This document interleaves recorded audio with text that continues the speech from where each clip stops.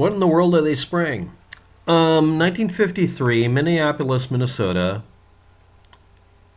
was sprayed with zinc cadmium sulfide chemtrails and also out of the back of trucks because that's more effective than dumping it from the air. In Operation Dew number 2, Electric Boogaloo.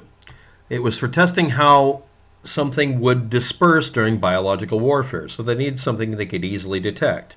There are even stories of people coming along in each city and aiming an ultraviolet light at people and seeing if it glowed. Now, they didn't just use one thing for testing this. They had to do simulations of various materials.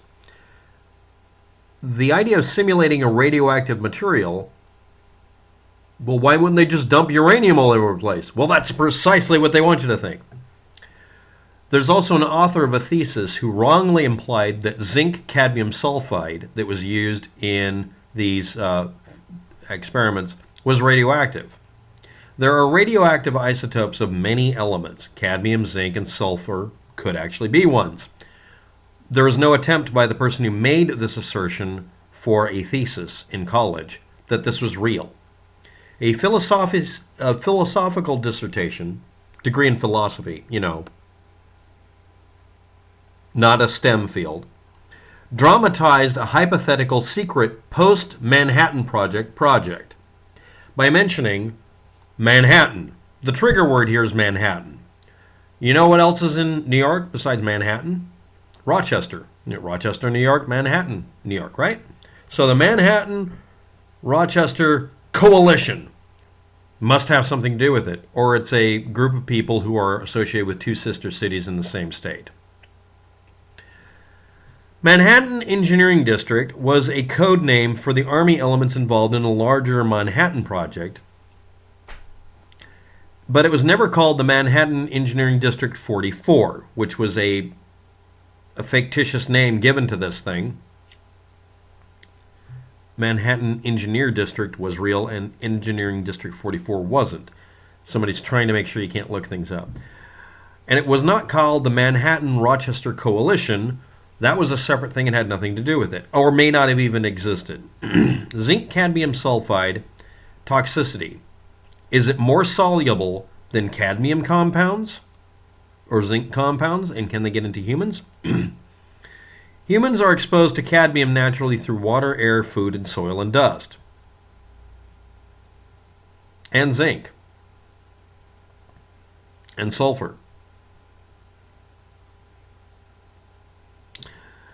The equivalent to inhaling 11 weeks of normal urban environmental air quality at the time, or 24.4 micrograms in St. Louis. Now, I'm bringing up St. Louis and Minneapolis and stuff because this was done over a huge area.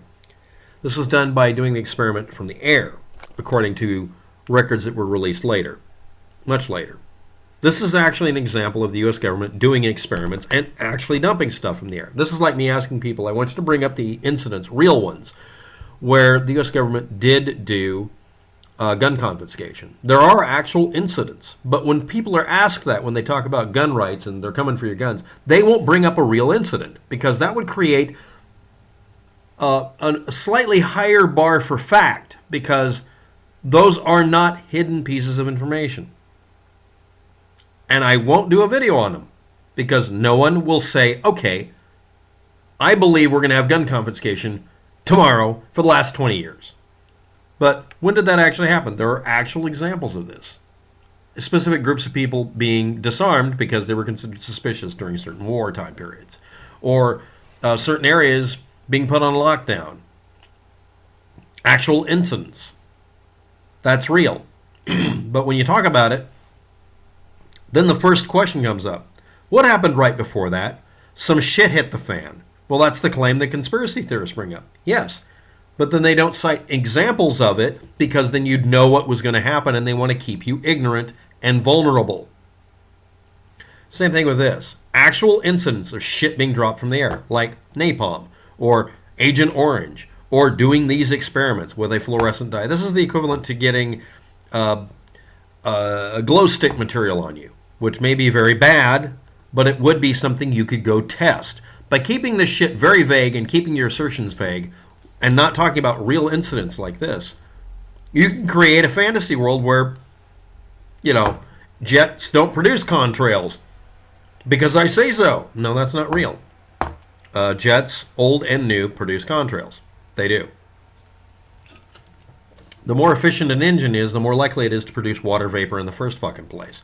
But I'm going to talk about 70 degrees Celsius or Fahrenheit, negative. That's nice. That's not relevant. Yes or no, is it water vapor? I won't talk about stuff that's real. I need my memes. That's nice. So anyway, a philosophy college student decided to make a dramatized, hypothetical, secret post-Manhattan Project experiment, probably basing it on Operation DEW number 2. Operation DEW number 2 was the one that was happening over Minneapolis, and there's Operation LAC. There's a bunch of them. There are also ones that were done in Britain, some of them using the same thing, zinc cadmium sulfide. It's a compound that fluoresces if you expose it to ultraviolet light and makes it a tracer material. Basically, fluorescent powder. Now, this would be, in my opinion, the very real equivalent of dumping makeup on people and being deadly. Some makeup products, if you inhale them, are more dangerous than what you might believe. And they contain cadmium, by the way. Did you know that? But anyway, the actual estimates of this, and people say, well, they didn't have any tests. The military did tests and collect samples. They did little air intake things to see how much the stuff would spread. They needed something they could test, they could find that would be either not dangerous or as low danger as possible. But they didn't tell anybody what was going on. Wouldn't want to worry them. Yeah, giving us consent. This was a bad thing that the military and the government did over many years. And it's an actual thing that happened. And it's an example of it not being contrails, but dumping it also from ground level. Sort of like the mosquito truck that people had that had DDT shooting out of it. They would do this by putting it on top of buildings and spraying it. And you know what they found? Yeah, this is the punchline. Dumping shit from the air is not as effective as dumping it on the road and letting it get tracked around. Or from atop of a building. The higher up you go, the less effective it is. That's why contrail and chemtrail people chemtrail people don't discuss this. Because what was found was that it would get everywhere. But it would be so withered down that it would have no effect. Oh no, we have to invoke homeopathy so it's more effective. Sort of like the shit coming out of Fukushima, traveling across an entire ocean and spreading out, is going to actually lower its intensity and make it less dangerous, not more. People don't like hearing that their fear-mongering bullshit is a lie, especially when you prove it.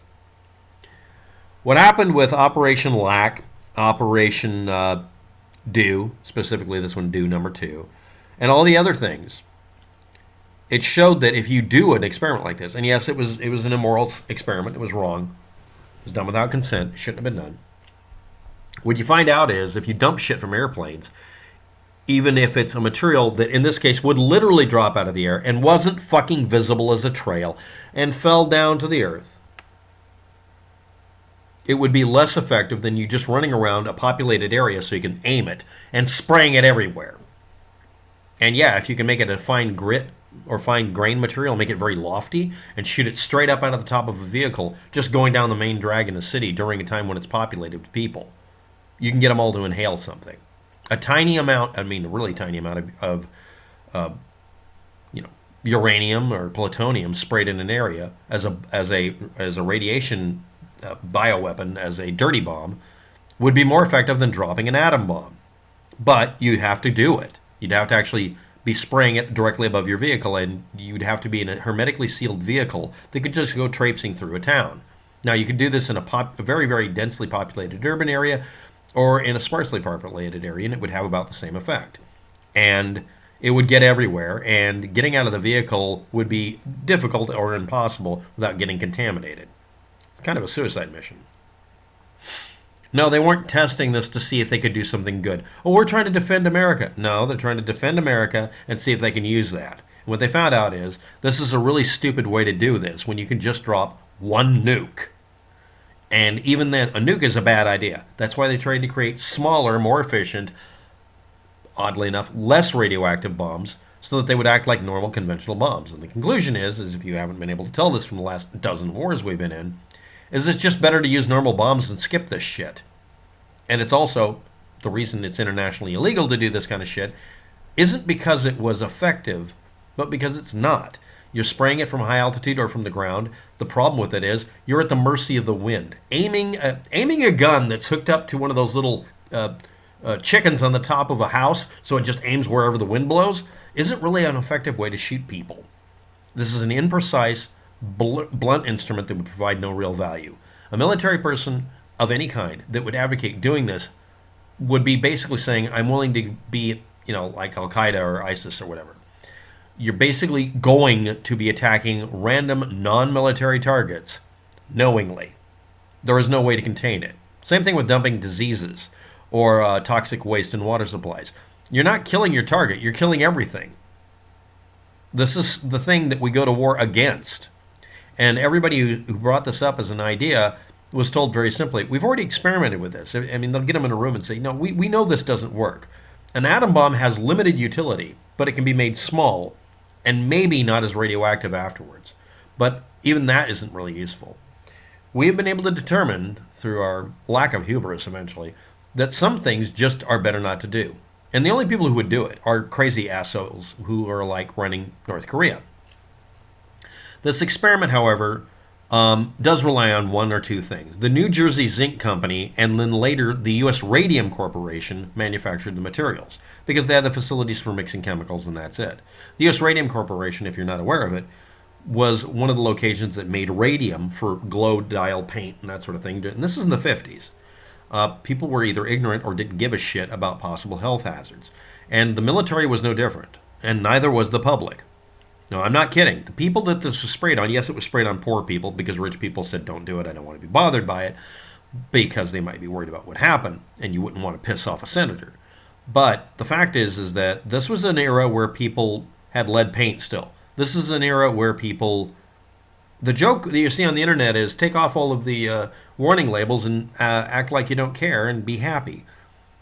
We didn't have all these stupid rules. Now that we're in the middle of coronavirus era, I got to point out that maybe this carefulness that we've adopted isn't a bad idea, especially during cold and flu season. Because, next year during cold and flu season, all of you are going to have to practice social distancing and isolationism so that we don't get it again, because it will fucking come back if you don't. And everyone's learning that, whether they fucking like it or not, including a couple of countries that basically say, go out and hug each other. Nothing ever happens here in Mexico. And now they're like, okay, everybody's in lockdown. Yeah, because you're denialists. And I'm resistant to this too. And I'm in lockdown in my relative's house. But anyway, getting back to this stuff. Lisa Martino Taylor, I think her name is. I don't know her actual name. I did several videos on her. She keeps promoting this idea and keeps getting on news shows. And then the news shows get a flood of people commenting, zinc is not radioactive. Cadmium bound to anything else is usually not toxic, and sulfur is not normally radioactive. This isn't a radioactive material, and this is highly implying because it glows in the dark, therefore it must be radioactive. Okay. Well, we're all dead now. Radiation. Anyway, Minneapolis, Minnesota, and many places were hit with a layer of something that would glow in the dark. Also, another one that was there was lycopodium, which is a plant material that can be traced as well. It can be found. If they had just used all natural, hippie compliant, plant material, this wouldn't be a discussion somebody could make for her one dissertation on her one college paper that became an issue. If you do something that's friendly to conspiracy theorists, you're feeding them. Stop feeding them. They are trolls. Anyway, thanks for asking about this, and I'm going to post this on whichever channel has the least amount of views or least amount of questions. Thanks for watching. Bye.